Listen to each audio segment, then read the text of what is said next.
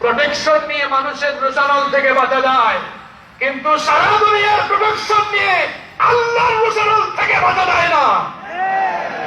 এই ঠিক বলার জন্য এটা বলে নাই। এবার শুনেন কেন বললাম। 3 সপ্তাহ আগে একটা ঘটনা ঘটেছে, আপনারা জানেন। সুইডিশ এক কার্টুনিস্ট লার্স ভিক্স, নাম রাখছে রে বাবা ভিক্স, মাথা ব্যথাতে দেখে মানুষ বলদ লাগে। আমাদের বাড়িতে ছেলেতে এটাকে আঞ্চলিক ভাষায় আমরা বলি ভিক্স। আপনারা কি বলেন জানি না। হ্যাঁ, আপনারাও ভিক্স বলেন। মিল আছে তো আপনাদের সাথে আমার ভিক্স, মিল আছে, এটা তো মিল আছে। আচ্ছা, এই ভিক্স কি করেছিল আপনারা জানেন? আচ্ছা, নবীজিকে আমরা ভালোবাসি কম না বেশি? শুধু কি বেশি না, আমাদের জীবনের চেয়ে বেশি। আমরা কেউ আওয়ামী লীগ করি, কেউ বিএনপি করি, কেউ জামাত, কেউ চরমোনাই, এগুলো আমরা আমাদের মতো করি, কিন্তু ইসলাম নিয়ে আমাদের মধ্যে কোনো বিরোধ, নবী নিয়ে কোনো ঝামেলা। নবীর বিরুদ্ধে, ইসলামের বিরুদ্ধে যারাই কথা বলবে, আমরা আওয়ামী লীগ, বিএনপি, জামাত, জাতীয় পার্টি, চরমোনাই সব ভুলে গিয়ে আমরা নবী প্রেমে তখন ঐক্যবদ্ধ হয়ে যাই। এটি হচ্ছে বাংলার মুসলমানদের বৈশিষ্ট্য। তো এই লার্স ভিক্স, সে 2007 সালে নবীজির কার্টুন বানিয়েছিল, আপনারা সবাই জানেন। এরপর থেকে তাকে যেন মানুষ আক্রমণ না করে, একটু মানুষের রোশানল থেকে যেন বাঁচা যায়, 2007 সাল থেকে পুলিশি প্রোটেকশন নিয়ে চলাফেরা করতো। আপনারা জানেন, এই 3-4 সপ্তাহ আগে পুলিশের গাড়িতে থাকা অবস্থায় অ্যাক্সিডেন্ট করলো, আগুন ধরলো। কোন সংবাদ মাধ্যমে দেখেছি আগুন নেভানোর কাজে যখন ফায়ার সার্ভিস এসেছে, আগুন নেভানোর কাজে যখন আসছে, আগুন নাকি আরো বাড়ছে। আল্লাহ পাক ভালো জানেন, হতেও পারে, কারণ আল্লাহর গজব আসতে কেউ আটকাতে পারবে না। দেখেন, এই কথা কেন বললাম? আমরা অনেক সময় কিছু ক্ষমতা পাইয়া মুখ দিয়ে যা আসে তাই বলি। হুজুরদের বিরুদ্ধে, ইসলামের বিরুদ্ধে যেমন চায় তাই বলে। আর মনে করি আমাকে আর কে পায়? যে বডিগার্ড চতুর্দিকে ঘেরাও করে রাখা, কে আর পায়? মানুষের রোশানল থেকে আমি একদিন হেফাজতে থাকবো। লার্স ভিক্স থেকে শিক্ষা নিতে হবে। 2007 সাল থেকে 2021 সাল 14 বছর পুলিশি পাহারায় ছিল। পুলিশি পাহারায় থেকে মরার আগ পর্যন্ত মানুষের রোশানল থেকে সে বেঁচেছে ঠিক, কিন্তু নবীকে বিদ্যুৎ করার কারণে, ইসলামের বিরোধিতার কারণে পুলিশি প্রোটেকশনে থেকেও আল্লাহর রোশানল থেকে নিজেকে বাঁচাতে পারে না। আল্লাহর বিরুদ্ধে, আল্লাহর দ্বীনের বিরুদ্ধে গেলে পরিণতি কিন্তু ভালো হয়। আমরা সবাই আল্লাহর দ্বীনের পক্ষে, ঠিক কিনা? আল্লাহ আমাদেরকে কবুল করেন। তাহলে 9 নম্বর কি বললাম? নাম বিকৃত করে ডাকা যাবে না। নাম্বার 10 নম্বর হলো, এই জিহ্বা, এই মুখ ব্যবহার করে কাউকে অপবাদ দেওয়া যাবে না। এখন তো আমরা অপবাদ দিতে দিতে কোরআনের খেদমত যারা করেন, যারা খেদমত করে করে ইতিহাসে স্বর্ণাক করে নাম লিখে, তাদেরকেও আমরা ধর্ষণকারী, লন্ডনকারী বানাই ফেলেছি। কি অবস্থা! আপনার মুখ দিয়ে যা আসে তাই বলতেছেন, আপনি মুখ দিয়ে যা আসে তাই বলতেছেন। দেখেন জবান দিয়ে কি করছেন আপনি? গুনাহ করতে করতে গুনাহের পাহাড় বানিয়ে ফেলেছেন এই জবান দিয়ে। আপনি শুধু এই জবানের মুখ দিয়ে আপনি গুনাহের বিশাল পাহাড় তৈরি করে ফেলেছেন। আজ এই মাহফিলে তওবা করে বাড়িটা এই পাহাড় কাটেন। এই পাহাড় কাটা মানে আপনারা আবার এখন আমার এই কথা শুনে কুদাল নিয়ে আগামীকাল থেকে পাহাড় কাটা শুরু করে দিয়েন না, তাহলে নিজেরাই বিপদ আনবো। এটা কিসের পাহাড়? কিসের পাহাড়? গুনাহের পাহাড় আমরা কাটবো। তওবা করে আমরা এই রাস্তা থেকে ফিরে আসবো, জবানের হেফাজত করবো। পারবো তো ইনশাআল্লাহ? কতগুলো কথা বললাম, 10টি পয়েন্ট বললাম। এই 10টি পয়েন্টের আলোকে আমরা আমাদের জবানকে অপব্যবহার করছি। আমাকে কি 5-7 মিনিট সময় দিয়ে সহযোগিতা করা যাবে? এখন এতক্ষণ তো কঠিন কঠিন কথা বলেছে, জবানের অপব্যবহার কেমনে করছে। এখন জবানটাকে কাজে লাগাবো কেমনে? এটা না বলে যদি আজকে ছুটি দিয়ে দেই, তাহলে তো আপনারা মূল জিনিসটা নিয়ে যেতে পারলেন না। এজন্য একটু সময় যদি আমরা পাই, আমরা বেশিক্ষণ নিব না, আমরা 12টার আগে শেষ করবো। 11:47 হয়ে গেছে, তাহলে 13 মিনিট আছে। 13 মিনিট থাকার ধৈর্য আছে তো আপনাদের? এই 13 মিনিটে কিন্তু আমি খুব সুন্দর সুন্দর কয়েকটা পয়েন্ট বলবো, মনে রাখা যাবে তো ইনশাআল্লাহ? আচ্ছা, আপনারা একটু ব্রেন ফ্রেশ করে নেই, যেন মনে থাকে। একটু জিকির করে নেই, লা ইলাহা ইল্লাল্লাহ, জোরে লা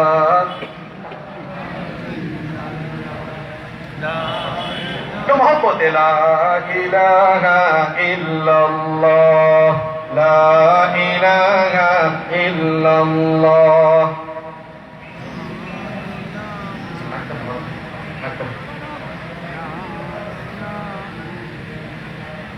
لا إله ইল্লাল্লাহ লা ইলাহা ইল্লাল্লাহ।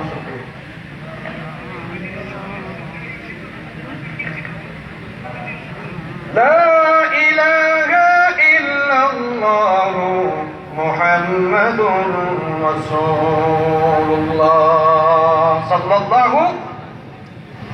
প্রিয় ভাইরা আমার, মানুষ কেমনে জিহ্বা দিয়ে গুনাহ কামায়, প্রায় দীর্ঘ 1 ঘন্টা শুধু এটাই বললাম, জিহ্বা দিয়ে কেমনে গুনাহ কামায়।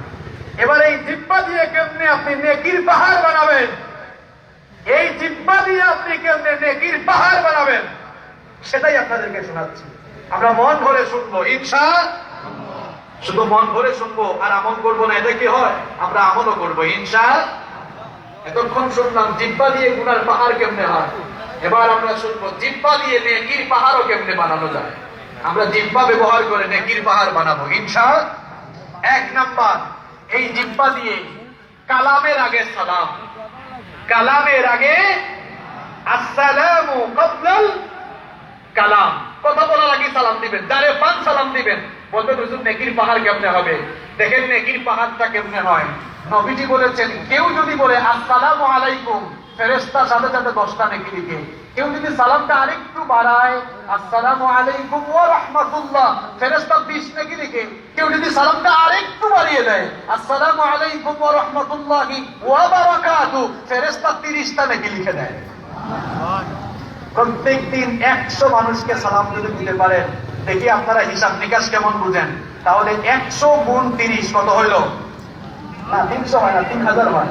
তাহলে মাত্র 100 জনকে সালাম দিলে কত নাকি?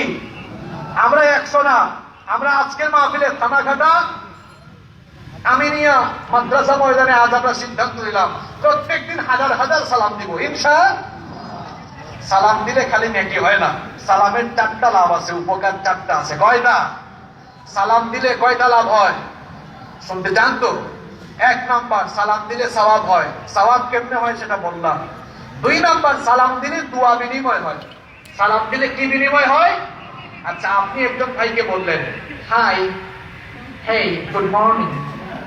মনে করেন সে সকালবেলা বউর সাথে ঝগড়া করে আসছে, আর আপনি গিয়ে বলতেছেন গুড মর্নিং। সুযোগ যদি পায় কানের পাশে থাকপল লাগায় বলবে, বেটা এটা কি গুড মর্নিং? এটা তো আমার জন্য ব্যাড মর্নিং। কিন্তু যতই তার মন খারাপ থাকুক না কেন, আপনি যদি গিয়ে বলেন আসসালামু আলাইকুম, মন খারাপ করবে নাকি সালামের জবাবটা দিবে? কারণ সালাম মানে দোয়া। এটা বলছেন আসসালামু আলাইকুম ওয়া রাহমাতুল্লাহি ওয়া বারাকাতুহু, তোমার উপরে আল্লাহর শান্তি, রহমত, বরকত নাযিল হোক। সেও আমার জবাবের মাধ্যমে আপনাকেও দোয়া করলো, ওয়া আলাইকুম আসসালাম ওয়া রাহমাতুল্লাহি ওয়া বারাকাতুহু, তোমার উপরেও আল্লাহর শান্তি, রহমত, বরকত নাযিল হোক। সুবহানাল্লাহ। তবে সালামটা শুদ্ধভাবে দিতে হবে। আপনারা অনেকে বলেন আসসালামু আলাইকুম, সালাম আলাইকুম, এটা তো বেশি মারাত্মক। সাম, এখানে আলেমরা বসে আছেন, সাম মানে কি? মৃত্যু। সাম মানে মৃত্যু, সাম সাম সাম মানে মৃত্যু। তাইলে সালাম আসসালামু আলাইকুম, তোমার উপর শান্তি বর্ষিত। সে বলতেছে আসসালামু আলাইকুম, মানে তুই মরে যা। কথা ছিল দোয়া করবে, কি বলতেছে? তুই মরে যা। কিন্তু মা খেলতে পারবে বললাম তুই মরে যা, আর আমরা সিলেট হয় তুই মরে যা গেলা। শোনেন, অমুসলিমরা সালাম দিলে সালামের জবাবে শুধু আলাইকুম বলতে হয়। কেন বলতে হয়? এখানে আলেমরা বসে আছে। একবার নবীজি বসে আছেন, পাশে আম্মা জান আয়েশা রাদিয়াল্লাহু আনহা। আম্মা জান আয়েশা রাদিয়াল্লাহু আনহা কে নবীজির প্রিয়তমা স্ত্রী, তিনি নবীজিকে কাছ থেকে দেখেছেন। এক ইহুদি সালাম দিল, এক ইহুদি সালাম দিল, নবীজি বললেন ওয়া আলাইকুম। আম্মা জান আয়েশা রাদিয়াল্লাহু আনহা বললেন, নবীজি আপনাকে একটা লোক সালাম দিল আর আপনি শুধু ওয়ালাইকুম বললেন, একটু বাড়ালেন না কেন? নবীজি বললেন, আয়েশা তুমি জানো না এই ইহুদি আমার সঙ্গে টিটকারি করছে। সে বলেছে আসসালামু আলাইক, আসসালামু লাগা বাদ দিয়ে বলছে টেকনিক, আসসালামু আলাইক, আসসালামু আলাইক মানে তোমার মৃত্যু হোক। এই জন্য আমিও বলছি ওয়ালাইকুম, আমার যা বলছেন তোর জন্য তাই হয়। উদ্দেশ্য ভালো হইলে ভালো, খারাপ হইলে খারাপ। অমুসলিম কেউ সালাম দিলে তাকে ওয়ালাইকুম বলতে, তার মানে এই না অমুসলিমকে আপনি ধরে মারবেন, তাকে সালাম দিচ্ছেন কেন? ইসলাম এমন না। যারা অমুসলিমকে গালি দেয়, অমুসলিমদেরকে নির্যাতন করে, অমুসলিমদের উপাসনালয়ে হামলা চালায়, আল্লাহর কসম তারা মুসলমান নয়, ইসলামের বন্ধু নয়, এরা ইসলামের আসল দুশমন। অমুসলিমদেরকে ধর্মীয় নিরাপত্তা দেওয়া এটা আপনার ইমানি দায়িত্ব। যদি আপনার আশেপাশে অমুসলিমরা একটু নিরাপদে থাকতে পারে না, কিসের মুসলমান হইলে না?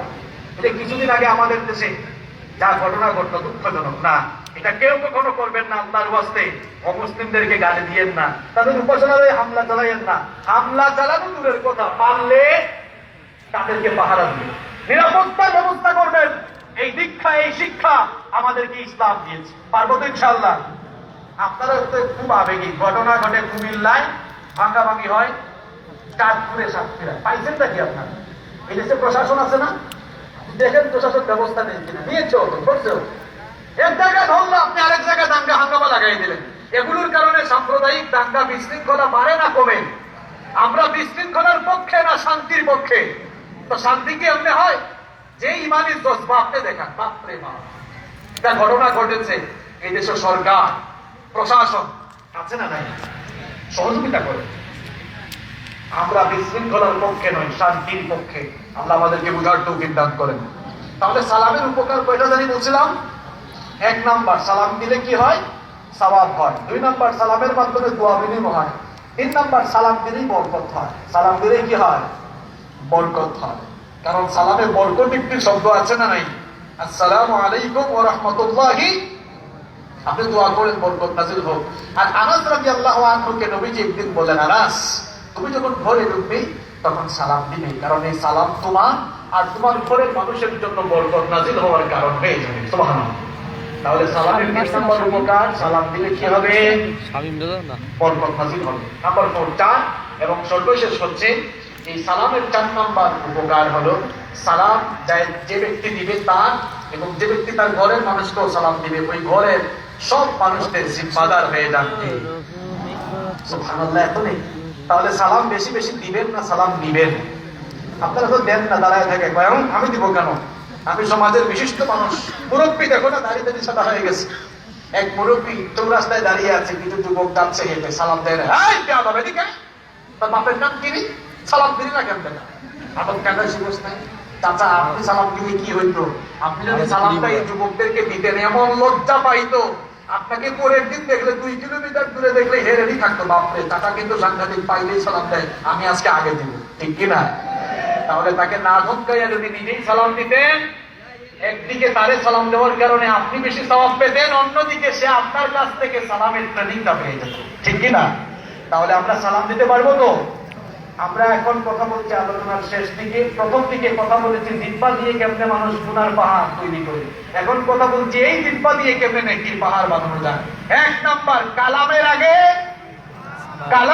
আগে 2 নাম্বার, কথা বলার সময় সতর্ক থাকবো। কারণ রব্বুল আলামিন বলেছেন, মা ইয়ালফিযু মিন কাওলিন ইল্লা লাদাইহি রাকীবুন আতীদ। মানুষ এমন কোনো কথা বলে না যা রেকর্ড হয় না। আমি শুরু থেকে এখন পর্যন্ত যত বক্তব্য দিচ্ছি, এই ক্যামেরা দিয়ে রেকর্ড হয়েছে নাকি হয় নাই? এই ক্যামেরা যারা বানিয়েছে সে কি তার নিজের জ্ঞান দিয়ে বানিয়েছে না আল্লাহর দেওয়া জ্ঞান দিয়ে বানিয়েছে? আল্লাহর দেওয়া জ্ঞান দিয়ে মানুষ ক্যামেরা আবিষ্কার করে যদি মানুষের কথা, ভিডিও, অডিও ধারণ করে রাখতে পারে, এই মানুষকে যিনি জ্ঞান দিয়েছেন তিনি বুঝি আমার আপনার কথা রেকর্ড করে রাখতে পারবেন না? ওই রব বলছেন তোমাদের সব কথা রেকর্ড হয়। জিহ্বা দিয়ে সংযত করবো আমরা, অসংলগ্ন কথা বলবো না, অসংযত হয়ে যাব না, সতর্ক হয়ে কথা বলবো ইনশাআল্লাহ। এরপরে আসেন আমরা এই জিহ্বা দিয়ে কেমনে নেকির পাহাড় তৈরি করব। নাম্বার 3 নাম্বার হচ্ছে উত্তম কথা বলবো, ভালো কথা বলবো। আল্লাহ তাআলা কোরআনে বলেছেন নীতি বেলাইন লিন্নাসি হুসনা। আব্দুর রহিমান মাদানী ও নীতি বেলাইন সুবিধাবাদ জিন্দাবাদ। কিছু মানুষের দেখবেন মুখটাকে পেশার মতো বানায় রাখে, সারাদিন আছে হাসি নাই। এমন অবস্থা কেন? আপনার মুখে হাসি টাসি নাই? নবীজি বলেছেন হাসি মুখে কথা বলাও একটি সাদকা। সুবহানাল্লাহ। হাসি মুখে সুন্দর ভাষায় মানুষের সাথে আমরা কথা বলবো ইনশাআল্লাহ। এরপরে আসেন নাম্বার 4 নাম্বার হচ্ছে আমরা আমাদের এই জিহ্বাকে অনর্থক কথা থেকে বিরত রাখবো।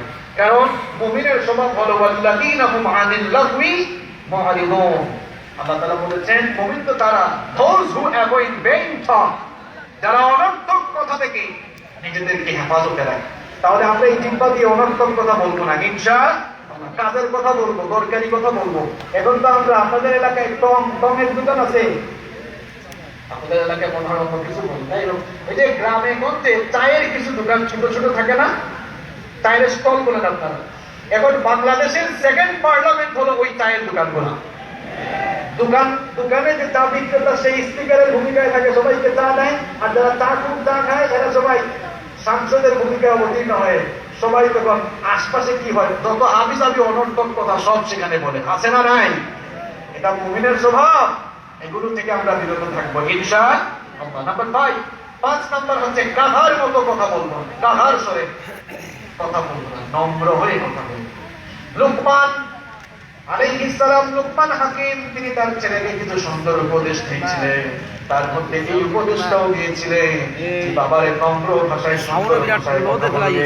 তার এই উপদেশ আল্লাহর কাছে এত ভালো লেগেছে, সূরা লুকমানে আল্লাহ এটা ঢুকিয়ে দিয়েছেন। তিনি বলেছিলেন ওয়াকসিদ ফি মাশিকা ওয়াগদুদ মিন সাউতিক ইন্না আনকারাল আসওয়াতি লাসাউতুল হামিদ। চলার সময় মধ্যম পন্থা অবলম্বন করো, দম্ভ করে হেঁটো না, বিচরণ করো না, দম্ভ করে বিচরণ করো না, আর বলার আওয়াজ বৃদ্ধি করো, কর্কশ ভাষায় কথা বলো। নাম্বার 6 নাম্বার হচ্ছে হিকমতের সাথে বুদ্ধিমত্তা খাটিয়ে কথা বলো, ব্যক্তিত্ব মেইনটেইন করে কথা বলা। নাম্বার 7 নাম্বার এই জবান দিয়ে দাওয়াতি কাজ করা, যে যতটুকু পারেন দাওয়াতি কাজ করবেন, কারণ কথার মধ্যে সবচেয়ে দামি কথা হলো দাওয়াতি কথা। আল্লাহ থেকে মানুষকে ডাকা, বলেছেন কে? আল্লাহ তাআলা বলেছেন ওয়ামান আহসানু কওলাম মিম্মান দাআ ইলাল্লাহি ওয়া আমিলা সালিহান ওয়া ক্বালা ইন্নানি মুসলিমিন। তার কথার চাইতে আর কার কথা উত্তম ভালো হতে পারে যে তার কথা দিয়ে মানুষকে আল্লাহর দিকে ডাকে, সুবহানাল্লাহ। তাহলে এই জবান দিয়ে মানুষকে কার দিকে ডাকবো? আল্লাহ আর তার রাসূলের দিকে ডাকবো। আল্লাহ তৌফিক দান করেন। নাম্বার 8 নাম্বার হচ্ছে এই জবান দিয়ে খালি মানুষের সাথে তর্ক করবো না। অনেকেই বলে আসো বহস করবো, বহসের সমাধান হয়, তর্ক বিতর্কের সমাধান বাড়ে না সমাধান কমে? আমি আজ পর্যন্ত দেখি নাই তর্ক করে কোনো বিষয়ের সমাধান। আমি দেখেছি সংলাপের মাধ্যমে সমাধান। আমি তর্ক করে কোনো সমাধান কোথাও হতে দেখি নাই। আমি দেখেছি দুজন বসে শ্রদ্ধাবোধের সাথে কথা বলে সমাধান। এই জন্য আল্লাহ কোরআনে বলেছেন তর্ক করো না, মূর্খদের সাথে তর্ক করো না, সালাম দিয়ে কেটে বলো, এদের সাথে কথা বলে খামাখা তুমি তোমার সময় নষ্ট করো না। এটা রহমানের বান্দার বৈশিষ্ট্য নয়, বরং রহমানের বান্দার বৈশিষ্ট্য হলো ওয়া ইবাদুর রাহমানিল্লাযীনা ইয়ামশুনা আলাল আরদি হাওনা ওয়া ইযা খাতাবাহুমুল জাহিলুনা ক্বালু সালামা। রহমানের বান্দার স্বভাবটা কেমন? কত সংখ্যা উঠে তো আপনার নামের বান্দার স্বভাব হলো ওয়া ইযা খাতাবাহুমুল জাহিলুন, জাহেল মূর্খ অজ্ঞদের সামনে সালাম দিয়ে চলে যাও, সালাম দিয়ে বলে ভাই তোমার তর্ক তুমি করো, আমার এত সময় কেটে পড়বে।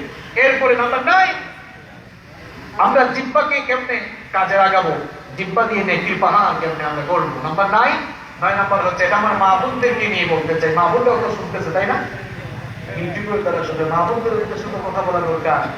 এতক্ষণ তো খালি আপনাদের উদ্দেশ্যে বলতে তা না, এগুলো মা বোনরা করবে, মা বোনরাও জীবন চুগল চুরি করবো না। কিন্তু এই পয়েন্টটা শুধু আমার মায়েদের জন্য, আমার বোনদের জন্য, আমার মা বোনদের জন্য আল্লাহ এটা আলাদা স্পেশাল একটা আয়াত নাযিল করেছে।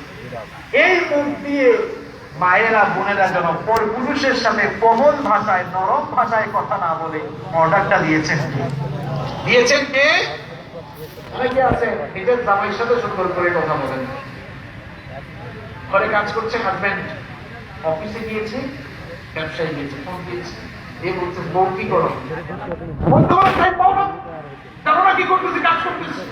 জামাইয়ের সাথে একটা কথা বল, পাশের বাড়ির একজন আছে, আমি বাসায় আছি, হ্যাঁ ভাই বাসায় আছি, আসো না। কি এরকম আছে কিনা? ভাবি যে দোষ দেওয়া আপনি আপনারাও তো এমনটা করেন। ভাই কাপড়ের দোকান, সাতক্ষীরায় মার্কেটে দোকান আছে, হঠাৎ করে কিছু আপুরা আসছে কাপড় চোপড় কিনবে, আপু আসেন আসেন বসেন, কিছু হঠাৎ করে বউ বলতেছে, কেমন আছেন মেজাজ? সুন্দর করে বলতেছে, কি করছো তুমি?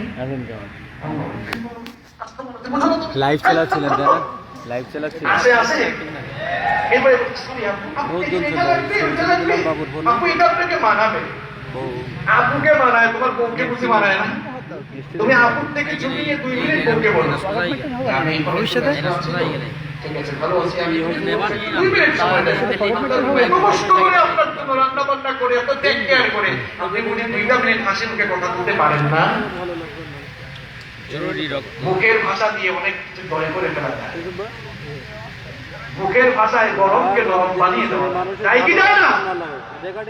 এই জবান দিয়ে আমার মা বোনরা খবরদার পর পুরুষের সাথে নরম ভঙ্গিতে নরম ভাষায় আকর্ষণীয় ভঙ্গিতে কখনো কথা বলবেন না, কারণ আল্লাহ তাআলা সূরা আহজাবের 32 নম্বর আয়াতের শেষাংশে বলেছেন ফালা তাখতাউনা বিল কওলি ফায়াতমাআল্লাযী ফি কলবিহি মারাদুন ওয়া কুলনা কওলান মা'রুফা।